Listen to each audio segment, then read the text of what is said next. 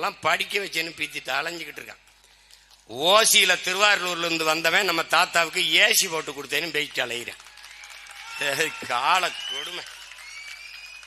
இந்த மானங்கட்ட கூட்டம் கேட்டு இன்னும் டாஸ்மார்க்ல சரக்கு போட்டு மல்லாந்து படுத்து கிடக்குது. இப்ப என்ன செய்யும்? தாத்தாவுக்கு ஏசி போட்டு கொடுத்துருக்காருன்னு ஓட்டு வாங்காம, ஓட்டு வேணா அது ஓட்டுக்கு நோட்டு வாங்காம ஓசியா ஓட்ட போட்டு போகும். ஜார்ஜ் ஆரிங்டனிடம் வேலை பார்த்து கொண்டிருந்த நம்முடைய பாட்டனாருடைய பாட்டன் கந்தப்பனார் அவர்கள் அந்த நேரத்திலே சென்னை ஆளுநராக இருக்கிற எல்லிஸ் 1825 அந்த காலகட்டங்களிலே தமிழ் இலக்கியங்களை ஓலைச்சுவடியில் இருந்து அச்சில் ஏற்றிக் கொண்டிருக்கிறார் என்கிற செய்தியை அறிந்து ஜார்ஜ் ஆரிங்டன் இடத்திலே, இன்னைக்கு எல்லிஸ் சாலை, ஆரிங்டன் சாலை எல்லாம் இருக்கிறது. நீங்கள் இதனாலதான் இவர்களாவது தமிழுக்கு தொண்டாற்றினார்கள். ஒரு இளவும் செய்யாதவன் பேரெல்லாம் சில எல்லாம் தெருவில் இருக்குது. இருக்கட்டும். அவரிடத்திலே சொல்லி தன்னிடத்திலே இருந்த ஓலைச்சுவடிகளை கொண்டு போய் ஜார்ஜ் ஆரிங்டன் இடத்திலே கொடுத்து, இது எங்கள் மூதாதைகளின் சொத்து, எங்கள் பாரம்பரை சொத்து, அதை நான் பாதுகாத்து வைத்திருந்தேன், இதை உங்கள் நண்பர் எல்லிஸிடம் கொடுத்து கொஞ்சம் அச்சில் ஏற்ற சொல்லுங்கள் என்று கொடுக்கிறார். கொடுத்த நூல் திருக்குறளின் மூலம், திருவள்ளுவர் மாலை, நாலடி 400 என்ற 3 நூல்களை கொண்ட ஓலை சுவடிகளை கொடுக்கிறார். 18ஆம் நூற்றாண்டிலே என்னரும் தம்பி தங்கையிலே அதை ஹாரிங்டன் போய் எல்லிஸ்ட கொடுக்க, எல்லிஸுக்கு ஏற்கனவே இருந்த தமிழ் பற்றின் காரணமாக அதை பார்க்கிறார். இந்த நூலி அச்சிலேற்ற வேண்டியனுடைய தன்மையை, அதனுடைய தேவையை உணர்ந்து கொண்ட அவர் தன்னிடத்திலே பணியாற்றி கொண்டிருந்த தமிழ் புலவர் தாண்டவராயன் முதலியாரிடத்திலும் தன்னுடைய மேலாளர் முத்துச்சாமி பிள்ளையிடத்திலும் கொடுத்து இதில் அச்சில் ஏற்றுங்கள் என்று கொடுக்கிறார். அங்கேயும் 2 தமிழர்கள் இருந்து நம்முடைய தாத்தாக்கள் பாட்டன்கள் உழைத்து இதை அச்சிலேற்றி 1831 தமிழ் கூறும் நல்லுலகிற்கு தருகிறார்கள். அறிவார்ந்த தமிழ் சமூக மக்கள் புரிந்து கொள்ள வேண்டும். அன்றுதான் தமிழ் திருக்குறள் அச்சில் ஏறுகிறது. நம்முடைய தாத்தா மறைமலை அடிகள் அவர்கள் தனித்தமிழ் அடிகளார் சொல்கிறார், 70 ஆண்டுகளுக்கு முன்பு வரை தமிழன் எவனும் திருக்குறளை படிக்கவே இல்லடன். வருத்தத்தோடு சொல்லுகிறார், தமிழனுக்கான வேதம், தமிழன் பின்பற்றி இருக்க வேண்டிய தத்துவம் திருக்குறளா தாண்டா இருந்திருக்கணும். அதை செய்யல, தவற விட்டான். எதையோ படித்தான். என தன்னிடத்தில் இருப்பதை விட அடுத்தவனிடத்தில் இருப்பது உயர்ந்தது என்ற சிந்தனை கொண்ட இனத்தின் மக்கள் உலக பெரும் தத்துவ கோட்பாட்டை வாசிக்கல, நேசிக்கல. அதற்கப்புறம் அச்சில் கிடைத்து இன்று நம்ம படிச்சுக்கிட்டு இன்னைக்கு எல்லாரும் பொழிப்புரை, விளக்க உரை எல்லாம் எழுதி கொண்டு, உங்களுக்கு புரியுதுன்னு நினைக்கிறேன். அவ்வளவு பெரிய திருக்குறள் இன்று இருக்கிறது என்றால் என் உயிரினும் இனிய உடன் பிறந்தார்களே, ஓலை சுவடி என்பது அப்படியே பத்திரமாக தொடாமல் பாதுகாத்து வைத்திருந்தால் 300 ஆண்டுகளுக்கு வரைக்கும் தான் அதுக்கு வாழ்நாள் இருக்கும். அப்படியே நொறுங்கி கீழே விழுந்து விடும். தொட்டால் அப்படி மாவுமாமா போயிடும். நம்முடைய மூதாதை வள்ளுவ பெருமகனார் என்றைக்கு அதை எழுதியிருக்க முடியும்? என்றைக்கு எழுதியிருப்பார்? ஒரு கணிப்பு தான், 2000 ஆண்டுகள் என்ற ஒரு கணிப்பு. யாரும் வள்ளுவனுடைய தாய்க்கு பிரசவம் பார்த்தவன் யாரும் இங்கு இல்லை. வள்ளுவர் எழுதும் போது பக்கத்தில் இருந்து பார்த்தவன் எவனும் இங்கு இல்லை.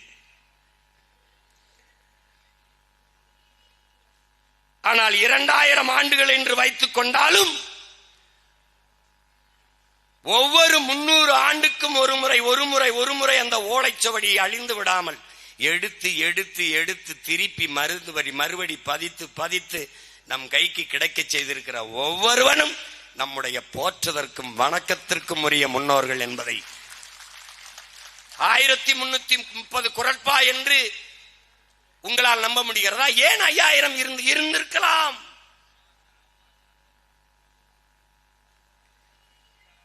பல குரல்கள் அழிந்திருக்கலாம், மறைந்திருக்கலாம், நொறுங்கி போயிருக்கலாம், இவர்களால் மறைக்கப்பட்டிருக்கலாம். கையில் கிடைத்தது இவ்வளவுதான்.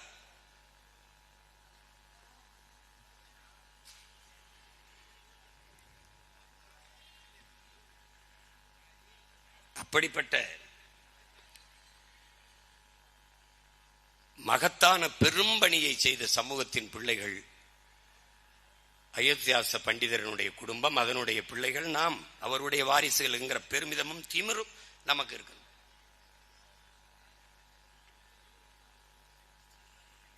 ஒரு பைசா தமிழன் என்கிற ஒரு இதழை தொடங்குகிறார். முதல் நிலை, இடைநிலை, கடைநிலை என்ற ஏற்றதாழ்வு தெரியாது. நீதி, நேர்மை, சரியான பாதை இவற்றை காட்ட வேண்டும் மக்களுக்கு என்பதற்காக நான் ஒரு பைசா தமிழன் என்ற இதழை தொடங்கினேன். பாட்டனார் சொன்னதுதான். அது என்ன சொல்றார்? தமிழ் மனம் பரவ வேண்டும் என்று எண்ணுகிற தமிழர்கள் எல்லோரும் இதில் கையெழுத்திட்டு ஆதரவு தர வேண்டும் என்று அந்த இதழை தொடங்குகிறார். ஒரு பைசா தமிழன், அதாவது பின்னாடி தமிழன் என்று நீண்ட நாள் அந்த இதழ் தொடர்ந்து நடந்து வந்து, அப்படிப்பட்ட முழுக்க முழுக்க நம்முடைய பாட்டனார்கள், நம்முடைய தாத்தாக்கள் வரலாற்றை எல்லாம் எடுத்து பேசுவது என்பது ஒரு மணி நேரத்திற்குள் சுருக்கி அடக்கி வைக்கும். அது பேசி முடிக்க முடியாது. இந்த விதை, இந்த கருத்துக்கள், யார் அயோத்திதாச பண்டிதர், யார் ரெட்டமலை, யார் MC ராஜா என்கிற மாசி ராஜா என்கிற தேடலை என்னிலும் இளைய என் பிள்ளைகளுக்கு, வருங்கால தமிழ் தலைமுறை தம்பி தங்கைகளுக்கு ஊட்டினால் அதுவே இந்த கூட்டத்தினுடைய சிறப்பு. தேடுங்கள், தேடுங்கள், நம் முன்னவர்களை தேடுங்கள், அறிவை தேடி ஓடுங்கள், நாளைய வரலாறு உங்கள் நிழலை தேடி ஓடி வரும் என்கிறார் அறிவாசான் அண்ணல் அம்பேத்கர். அப்படி அறிவை தேடி ஓடுங்கள், என்னிலும் இளைய என் தம்பி தங்கைகளை ஓடுங்கள். நம்முடைய தாத்தா ரெட்டமலை சீனிவாசனார் அவர்கள்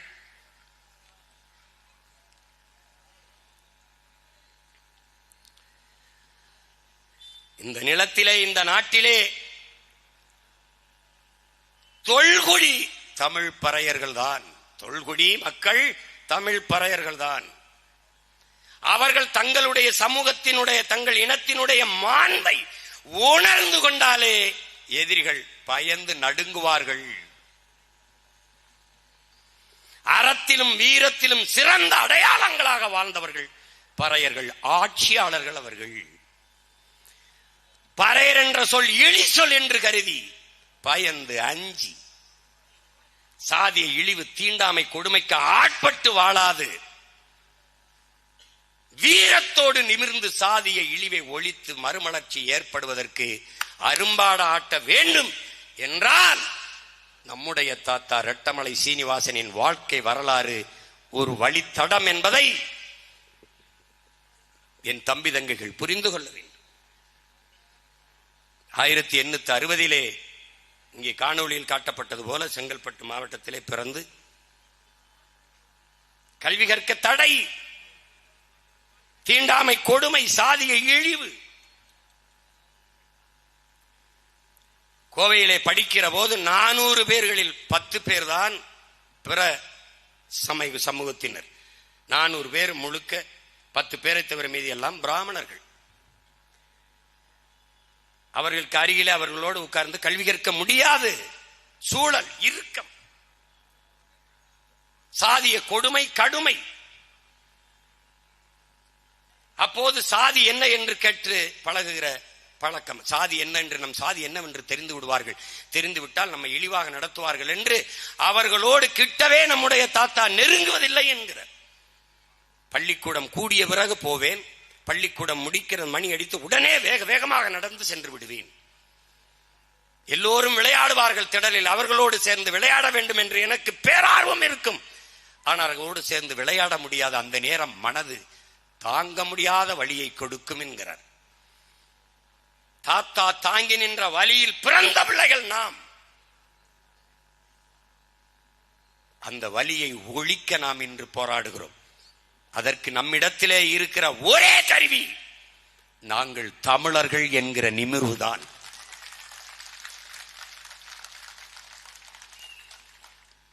ஆயிரத்தி 1893 நான் திருப்பி இங்கே வந்து இந்த சாதிய இழிவை எப்படி துடைப்பது, இந்த தீண்டாமை கொடுமையை எப்படி உழைப்பது என்று கருதி நான் நாடெங்கிலும் பயணம் செய்தேன். தொடர்வண்டியிலே நடந்து பல்வேறு வழிகளில் பயணம் செய்து வந்தேன்.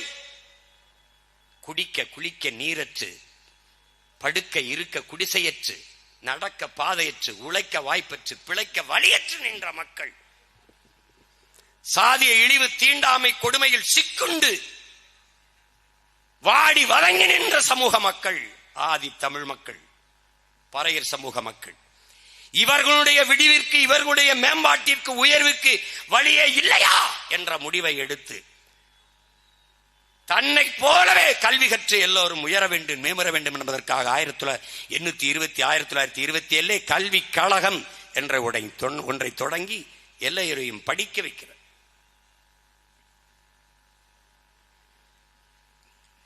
தம்பி குறிப்பிட்டது போல, துரைமுருகன் குறிப்பிட்டது போல, அம்பேத்கருக்கு முன்பே நம்முடைய தாத்தா எல்லாம் கல்வி அறிவு பெற்றுட்டார். அவருக்கு வட்டமேசை, அனைத்து கட்சி மாநாடு வட்டமேசைக்கு கூப்பிடுகிற போது அண்ணல் அம்பேத்கரும் அவரும் சமமாக 2 பேரும் இந்தியாவிலிருந்து தாழ்த்தப்பட்ட மக்களின் பிரதிநிதிகளை சென்ற 2 பேர். ஒருவர் அறிவாசான அண்ணல் அம்பேத்கர், இன்னொருடைய நம்ம அருமை தாத்தா ரட்டமலை சீனிவாசனார். 2 முறை 1928 1929 2 ஆண்டுகளும் நானும் அண்ணல் அம்பேத்கரும் போய் நகமும் சதையும் போல நின்று தாழ்த்தப்பட்ட பிற்படுத்தப்பட்ட மக்களின் உயர்வுக்காக அங்கே உழைத்தோம், பேசினோம் என்கிறார். பிறகு 1930 அண்ணல் அம்பேத்கர் மட்டும் தனியாக சென்றார் என்று 2 அரிய பெரும் மேதைகளும் போராடிதான் இன்றைக்கு தனி தொகுதிகள் இதெல்லாம் பெற்றுக் கொடுத்தது. இந்த உரிமையெல்லாம் பெற்றுக் கொடுத்தது அண்ணல் அம்பேத்கரை போற்றுகிறோம். அதே நேரம் நம்முடைய தாத்தாக்கள் பாட்டனாரும் போற்றப்பட வேண்டும் என்பதை மறக்கிறோம்.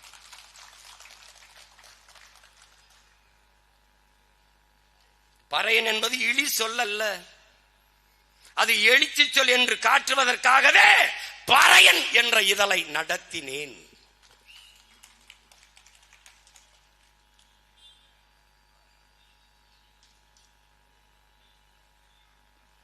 அவர்தான் நமக்கு கற்பிக்கிறார்.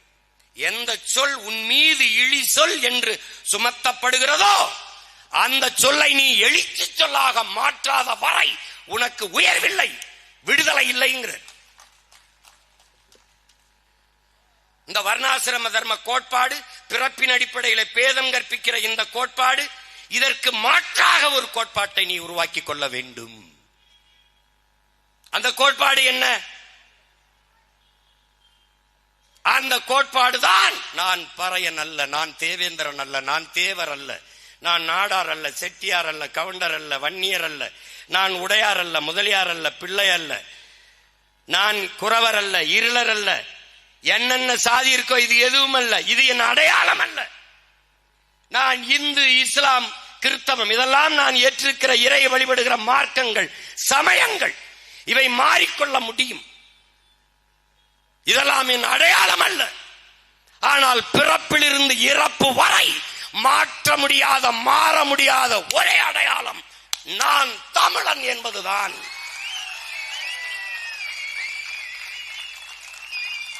நம்முடைய மதிப்பிற்குரிய அண்ணன் சத்யராஜ் அவர்கள் ஒரு விழாவிலே, ஒரு நிகழ்விலே பேசுகிறார். தமிழ் தேசியம் என்பதே சாதி ஒழிப்பு தான் ஒத்துக்கொண்டார். சாதி ஒழிப்பு தான் தமிழ் தேசியம், தமிழ் தேசியம் தான், தமிழ் தேசியம் என்றால் சாதி ஒழிப்பு தான். அவரே பேசினது இருக்கு. அப்படி என்றால் திராவிடம் என்றது ஒன்னும் புடுங்கல, அதே ஒன்னும் ஒழிக்கல. திராவிடம் என்பதே ஒன்னும் புடுங்க. அப்ப திராவிடம் என்னது என்ன பண்ணுது? அது எண்ணெயை ஊத்தி நல்லா எரிய விடும். மேல்மாவுக்குள்ள இந்த நூற்றாண்டுல இவ்வளவு அறிஞர் பெருமக்கள், இவ்வளவு பெரிய ஞானிகள், இவ்வளவு பெரிய தலைவர்கள் உழைத்த நாட்டில் இன்னும் மேல் பாதி மங்கலத்தில் கோயிலுக்குள்ள நுழைய முடியல.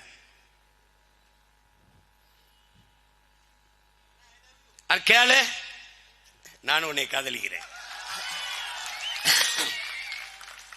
அது கேளு. சமூக நீதி, முற்போக்கு, பிற்போக்கு. வாடாடே,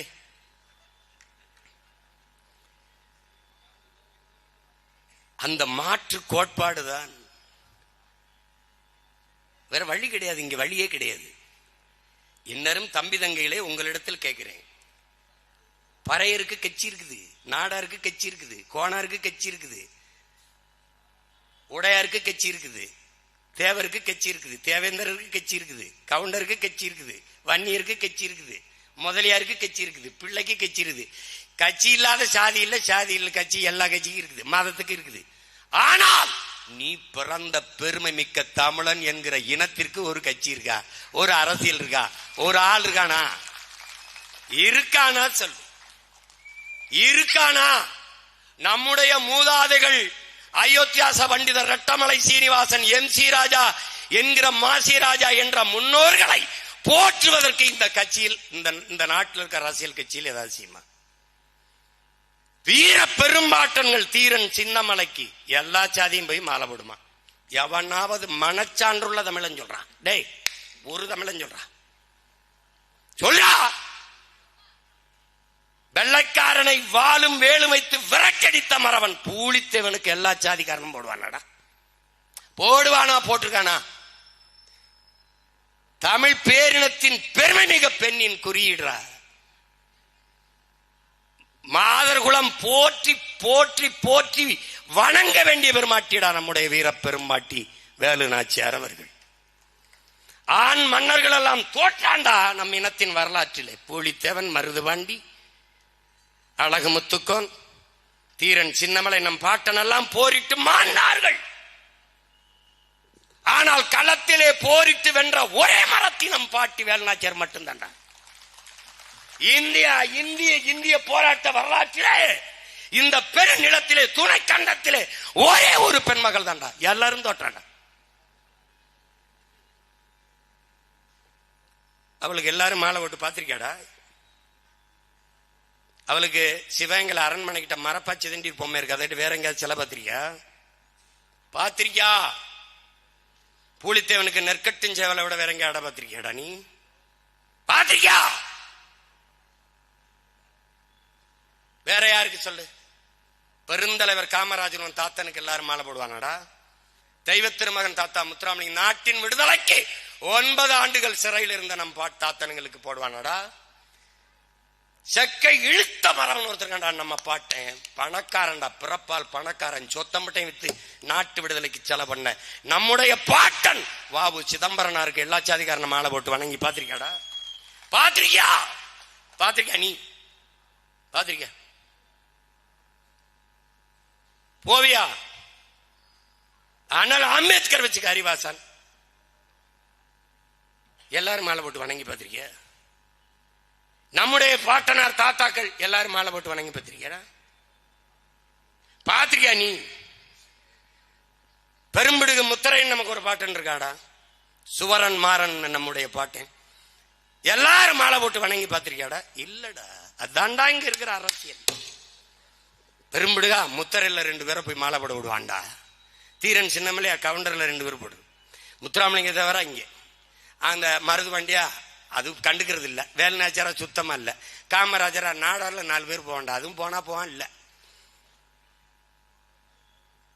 இது யாருடைய வேலை? திராவிடன். ஆனால் போற்றுதற்கும் வழக்கத்திற்கும் உடைய நம் இன முன்னோர்கள் எல்லாரையும் மாலையிட்டு வணங்குகிற ஒரே மகன் நான் ஒருத்தன் தான்டா இந்த நாட்டில் இருக்கு.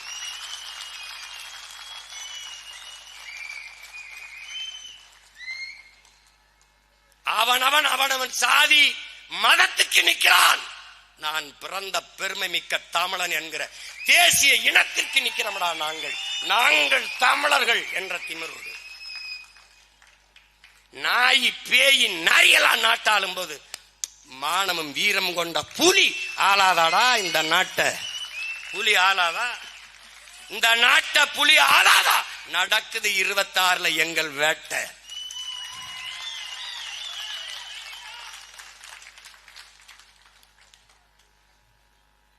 நீ காசு வாங்காம போடு ஓட்ட.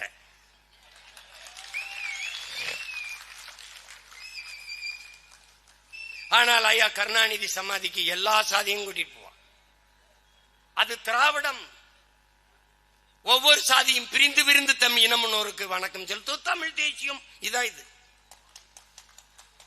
இப்ப ஒருத்தன் எல்லாரையும் ஒரே மாலையில் ஒரே நாரில் இத்தனை மலர்களையும் கோர்க்கிறான் என்பதில் அவனுக்கு பிரச்சனை இருக்குடா. ஆனால் அம்பேத்கர் சொல்லுகிறார், இந்த நிலப்பரப்பிலே துணைக்கண்டத்திலே பெரும் எண்ணிக்கையில் இருக்கிற மக்கள் தாழ்த்தப்பட்ட பிற்படுத்தப்பட்ட மக்கள் தான். 80 விழுக்காட்டுக்கு மேலான மக்கள் தாழ்த்தப்பட்ட பிற்படுத்தப்பட்ட மக்கள் தான். இந்த மக்கள் இரு சமூக மக்களின் தேவை ஒன்றுதான், வெவ்வேறு இல்லை, ஒன்றுதான். இந்த இரண்டு சமூக மக்களும் ஒன்றிணைந்து நின்றால் இந்த நாட்டு அதிகாரம் அவர்களிடத்தில் தான் இருக்கும்.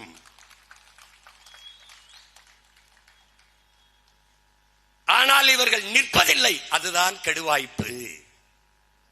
தாழ்த்தப்பட்ட மக்களிடத்திலே தாழ்த்தப்பட்ட மக்களோடு ஒடுக்கப்பட்ட பிற்படுத்தப்பட்ட மக்கள் இணைந்து நின்றால் தாழ்த்தப்பட்ட மக்களின் சமூக நிலை, அவர்களுக்கு ஏற்பட்ட தாழ்நிலை தன் சாதி சமூகத்துக்கும் வந்து விடுமோ என்று அஞ்சி இவர்கள் இணைய மறுக்கிறார்கள்.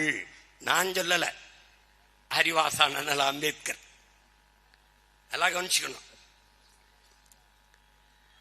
ஆனால் நீங்கள் செய்ய வேண்டியது என்ன சொல்றாரு? யாருக்கு சொல்றாரு? எனக்கிட்ட, உங்ககிட்ட, நம்ம முன்னாடி உட்கார்ந்து ஒவ்வொருத்தரும் என்ன சொல்றாரு? நீங்கள் செய்ய வேண்டியது, வயது வந்த எல்லோருக்கும் வாக்குரிமை வந்துவிட்ட பிறகு இந்த நாட்டை ஆள்கிற அதிகாரம், அதற்கான வாய்ப்பு அவர்களுக்கு வந்துவிட்ட பிறகு, ஆள்கிற உரிமை அவர்களுக்கு வந்துவிட்ட பிறகு ஒன்றிணைய தயக்கம் ஏன்? நீங்கள் செய்ய வேண்டியது பிற்படுத்தப்பட்ட தாழ்த்தப்பட்ட மக்களை ஒன்றிணைக்க வேண்டியதுதான் என்கிறார். அதைத்தான் உங்கள் பிள்ளைகள் செய்து கொண்டிருக்கிறோம். எங்கே? ஆதி தமிழன் விடுதலை இல்லாது மீதி தமிழன் விடுதலை வெல்லாது என்கிறான். இது மேம்போக்காக கட்டிடத்தின் அடித்தளத்தை வலுவாக கட்டாமல் மேற்கூரையை எவ்வளவு அழகாக வேய்ந்தும் எவ்வளவு அழகாக கட்டியும் பயனில்லை என் உடன் பிறந்தார்களே. கட்டிடத்தின் அடித்தளத்தை வலுவாக கட்ட வேண்டும் என்றால் ஆதி தமிழர் விடுதலை பெற்று மேம்பட்டு கல்வி, அரசியல், வேலை வாய்ப்பு எல்லாவற்றிலும் உயராது தமிழ் சமூகம் உயராது. உன் ஆதி சிவன் யார்? நீ மதித்து வணங்குகிற இறை சிவன் யார்?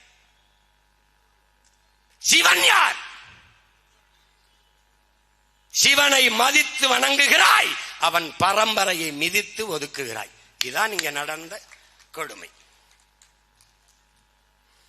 வள்ளுவன் தன்னை உலகினுக்கே தந்து வான் புகழ் கொண்ட தமிழ்நாடுங்கிறான் பெரும்பாவளன் பாட்டன் பாரதி.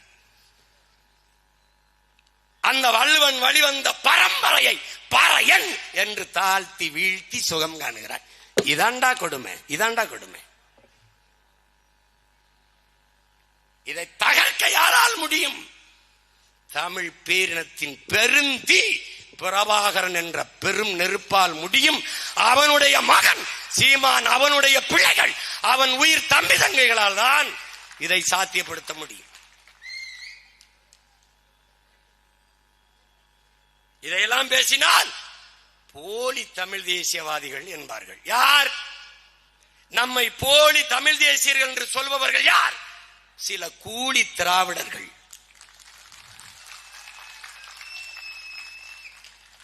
போலி தமிழ் தேசியர், கூலி திராவிடர்கள் கூவி திரிகிறார்கள். என்னால் இந்த சமூகத்தில் இருக்கிற இந்த சாதிய தீண்டாமை, இழிவு, கொடுமை, ஏற்றதாழ்வு, ஏழ்மை, வறுமை, இந்த நோயை ஒழிக்க முடிந்ததோ இல்லையோ, என்னால் பல நோயாளிகள் உருவாகி போனார்கள். தினமும் புலம்பிக் கொண்டிருக்கிறார்கள். பல பேர் மனநோயாளியாக மாறிவிட்டதை பார்த்து எதுக்குடா இந்த வேலையை செய்தோம் என்று வருந்துகிற நிலைமைக்கு எதுக்கெடுத்தாலும் ஜீமா ஜீமா ஜீமா, பாடும் பொருள் பரம்பொருள் சிவன் அல்ல, பாடும் பொருள் இந்த பாமரன் சீமானாக இருக்கிறேன் என்பதுதான் பெரிய பெரிய வேடிக்கை.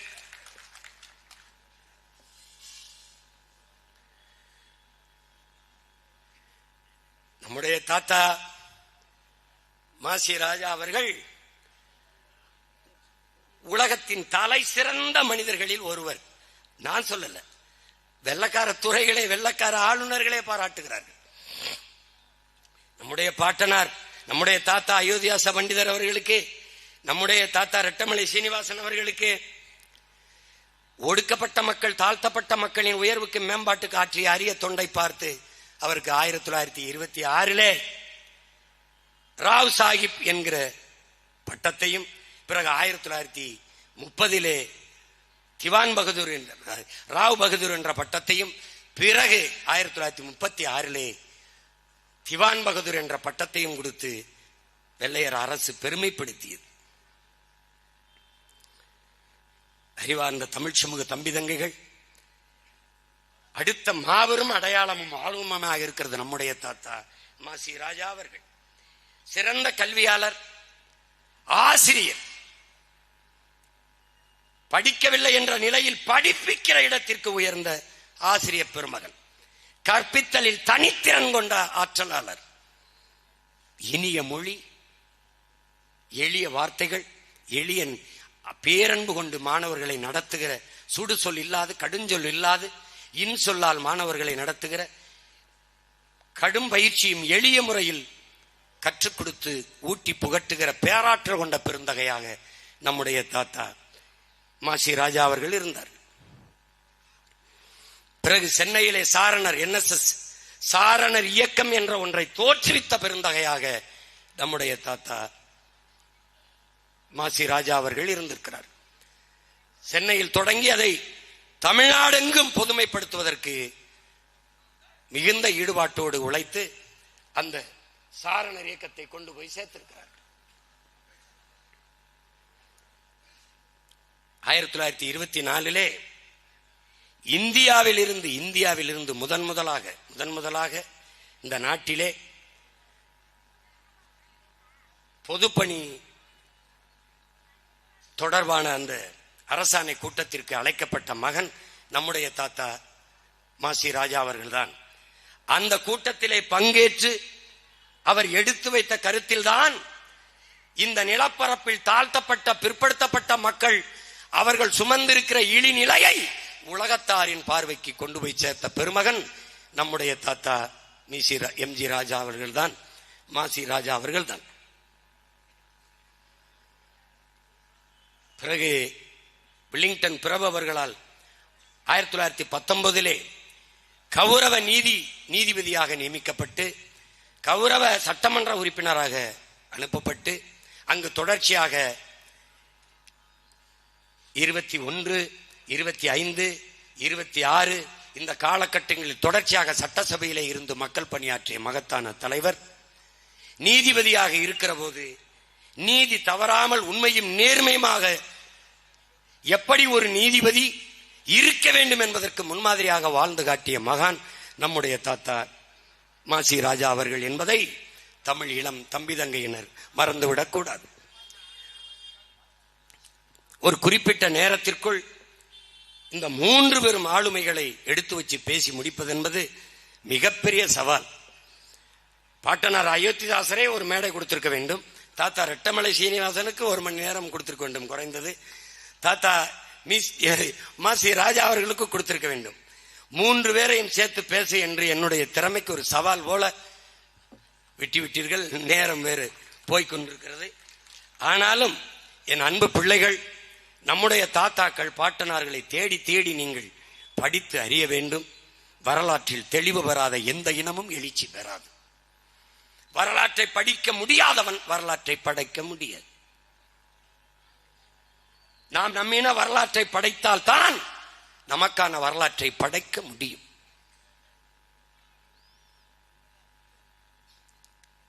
எனவே இங்கே பல பேருக்கு பல குழப்பங்கள் இருக்கிறது.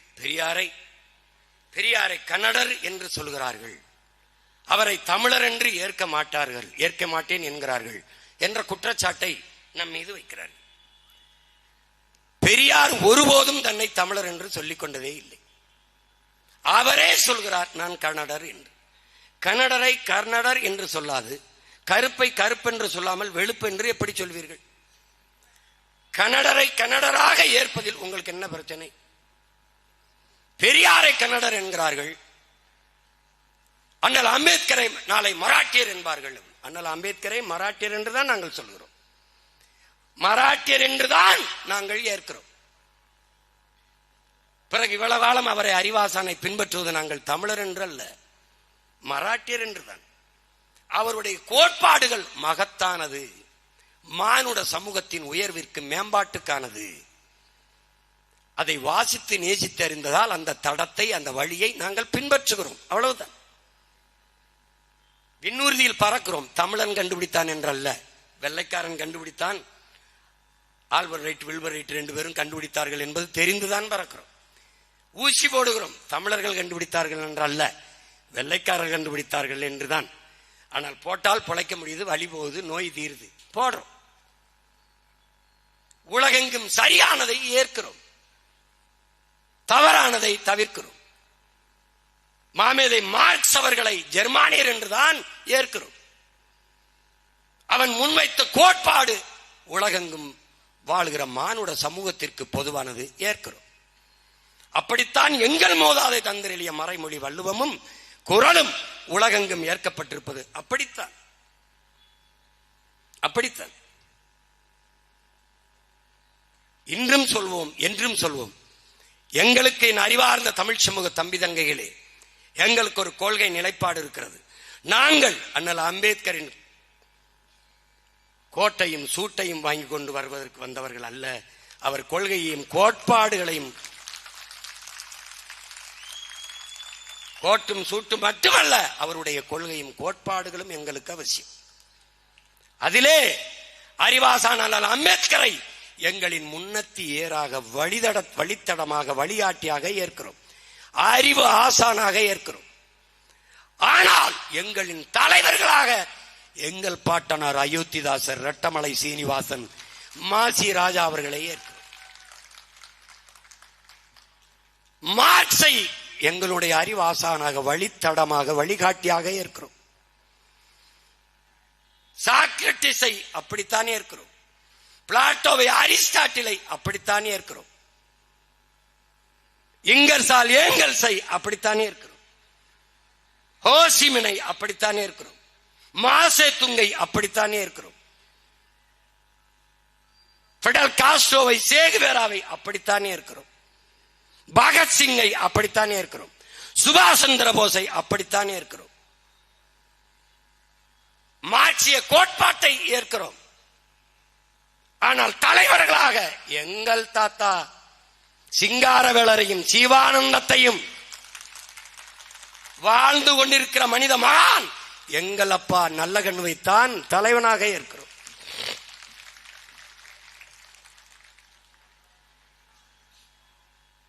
சுபாஷ் சந்திர போஸை மான தமிழ் மக்கள், வீரத்தமிழ் பிள்ளைகள் வழிகாட்டியாக, முன்னத்தியராக ஏற்கிறோம். பகத்சிங்கை அப்படித்தான் ஏற்கிறோம். ஆனால் தலைவனாக எங்கள் உயிர் தலைவன் மேதகுவே பிரபாகரன் அவர்களைத்தான் ஏற்கிறோம். எங்கெங்கு மானுட சமூகம் தாழ்த்தப்பட்டு, வீழ்த்தப்பட்டு, உரிமை இழந்து, மொழி, இனம், நிறம் இப்படியா வீழ்த்தப்பட்டு, அடிமைப்படுத்தப்பட்டு கிடக்கிறதோ, அதன் உயர்விற்கு, விடுதலைக்கு, மேம்பாட்டிற்கு அரும்பாடாற்றிய, புரட்சி செய்த, போராடிய, எழுதிய, பேசிய, சிறைப்பட்ட, செத்த எல்லோரும் எங்களுடைய முன்னோர்கள், முன்னத்தி ஏர்கள், வழிகாட்டிகள். காரணம், எங்களுக்கு ஒரு கோட்பாடு. தகப்பன்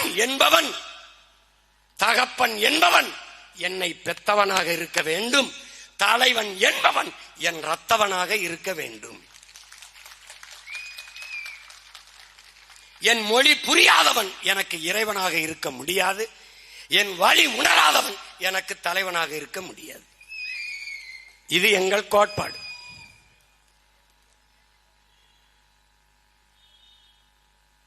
தகப்பனையும் தலைவனையும் கடன் வாங்க முடியாது. தன்மானமிக்க தமிழ் பிள்ளைகளே, கடன் வாங்க முடியாது. அதிலும் இங்க பெரிய ஒரு இது இருக்குது. மார்க்ஸ், அண்ணல் அம்பேத்கர், நடுவால் ஐயா ஈவே ராமசாமி. நடுவால இந்த ஒப்பீடு எப்படிப்பட்டது? அண்ணல் அம்பேத்கரோட, மாமேதை மார்க்ஸோட ஐயா பெரியார் அவர்களை, ஐயா ஈவே ராமசாமி அவர்களை எப்படி ஒப்பிடுகிறீர்கள்?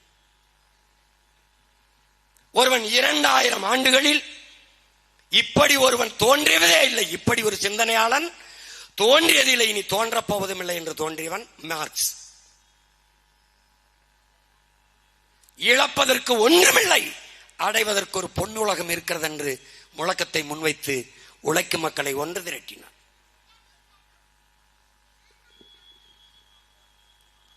அறிவாசான் அண்ணல் அம்பேத்கர் உலகத்தின் ஆகச் சிறந்த கல்வியாளர், தலை சிறந்த கல்வியாளர். 10,000 புத்தகங்கள் படிக்க வேண்டும் ஒரு மனிதன் தன் வாழ்நாளில் என்று இருக்கையில் 64,000 புத்தகங்களை படைத்த பேரறிஞன் அண்ணல் அம்பேத்கர். இதில் எந்த இடத்தில் ஐயா ஈவேரா அவர்களை ஒப்பிடுகிறீர்கள் இவர்களோடு? ஒருவர் 1000 ஆண்டுகள் அடிமையாக வாழ்வதை விட ஒரு நொடியேனும் சுதந்திரமாக வாழ்ந்து சாவது மேலானது. இது அண்ணல் அம்பேத்கர். நம்முடைய தாத்தா ஈழத்துக்காந்தி தந்தை செல்வா வந்து உதவி கேட்கிற போது, ஆதரவு கேட்கும் போது ஐயா ஈவேரா அவர்கள், நானே ஒரு அடிமை, இன்னொரு அடிமைக்கு எப்படி உதவுவது என்று சொல்கிறார்.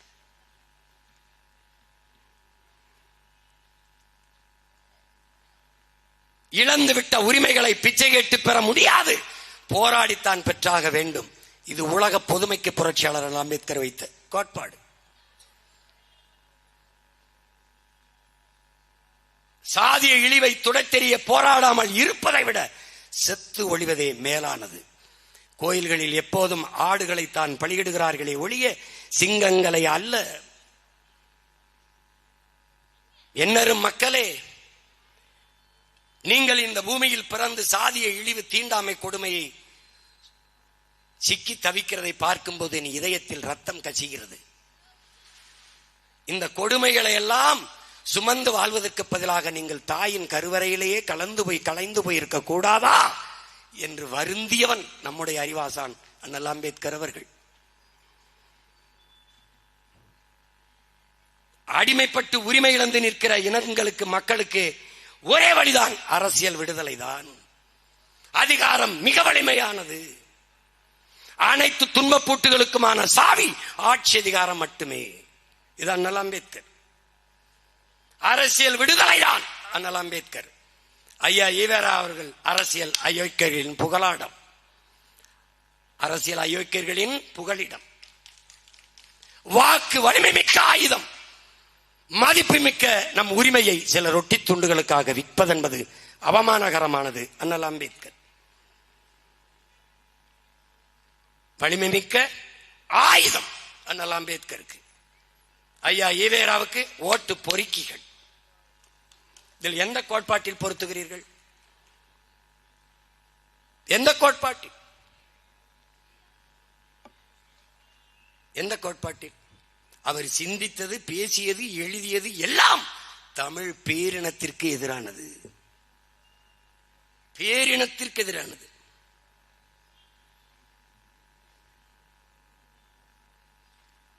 இது எந்த இடத்தில் பொருத்துகிறீர்கள்? பிராமணர்கள், பார்ப்பனர்கள், நம்மில் கீழ் சாதி மக்கள், நம்மில் கீழ் சாதி மக்கள், கிறிஸ்தவர்கள், இஸ்லாமியர்கள் நமக்கு எதிரி. இந்த நமக்கு யார்? இந்த நமக்குள்ள யாரா இருக்கிறார்? பிராமணர் எதிரி.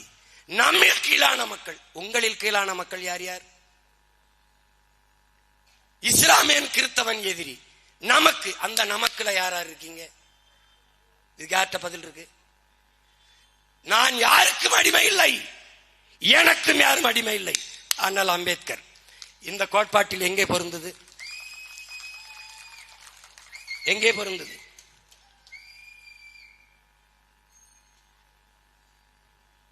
சும்மா சொல்லிட வேண்டியது, வாய்க்கு வந்ததெல்லாம் அப்படியே சொல்லிட வேண்டியது. இந்த நிலத்தில் இருக்கிற தமிழ் பேரினத்தின் பெருமை மிக அடையாளங்களை எல்லாம் ஈவே ராமசாமி ஐயாவினுடைய முதுகுக்கு பின்னாடி மறைத்தவர்கள் திராவிட திருவாளர்கள்.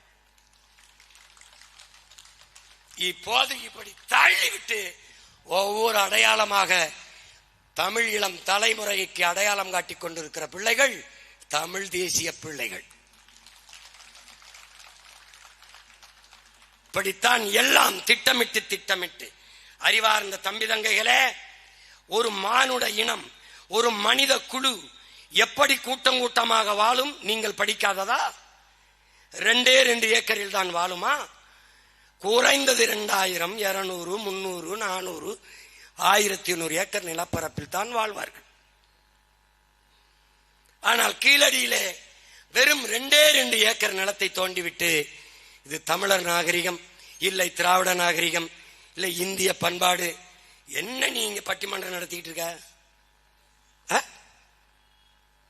என்னது? இந்திய அரசு அங்கீகரிக்கணும். ஏன் அது அங்கீகரிக்கணும்? இது ஏன் நாகரிகம்? அவன் என்னடா சொல்றது, இவன் தான் எனக்கு அப்பன்னு?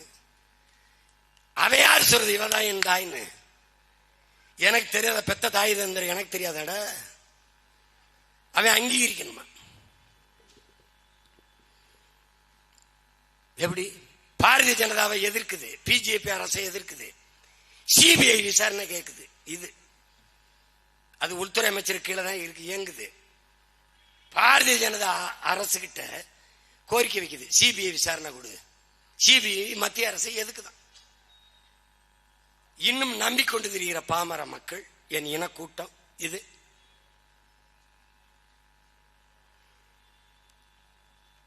ஏன் மொத்த இடத்தையும் தோண்டினால் தமிழனுடைய தொன்மம் அடையாளங்கள் தெரிந்துவிடும். மறைக்கணும்.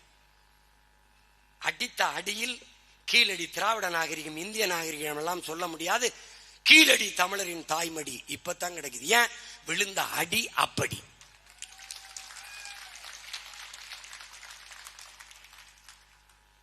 விளங்குதுன்னு நினைக்கிறேன். அதனால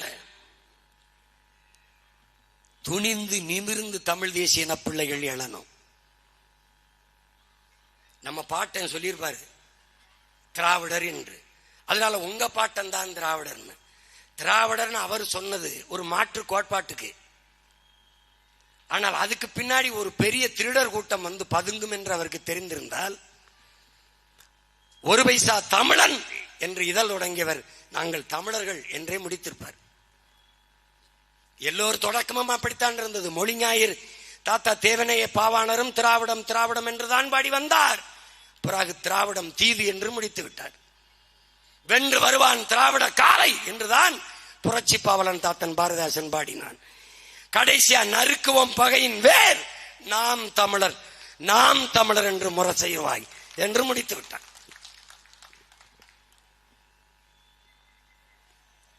அப்படித்தான் இன்று தமிழ் பெரும் ஆளுமைகள், முன்னவர்கள், போற்றுவதற்கும் வணக்கத்திற்கும் உரிய பெருந்தகைகள்,